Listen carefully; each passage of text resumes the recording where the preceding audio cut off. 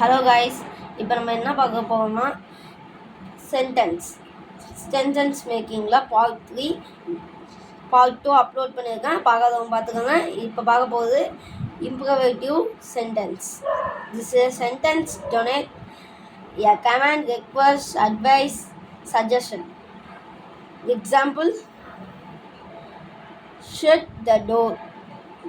அது வந்து shut the டோர்னா அவங்க ரெக்வஸ்ட்டாக கேட்குறாங்க. அது டூ யுவர் ஒர்க், கமாண்ட் பண்ணுவாங்க. டூ யுவர் ஒர்க், நீங்கள் வேலையை பாரு அப்படின்னு சொல்கிறது.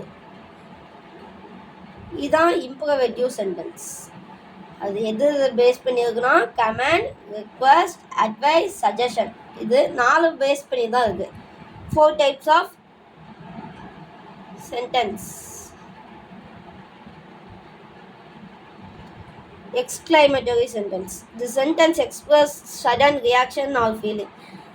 The sentence வந்து express sudden reaction or feelings like hope, hopes, hopes.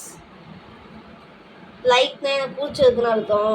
ஓனா ஓ அப்படிங்கோம்ல, அது ஹோப்ஸ்னா ஐயோ. இது வந்து சே அப்படின்னு வருது.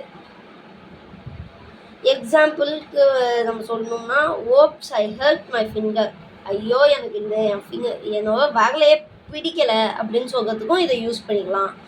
இப்போ புரிஞ்சிச்சா எக்ஸ்க்ளைமேட்டரி சென்டென்ஸ், அப்புறம் வந்து இம்ப்ரவேட்டிவ் சென்டென்ஸ். ஓகே, இதோட இந்த சென்டென்ஸ் சாப்டர் 1 ஃபினிஷ் ஆகுது. Thank you guys.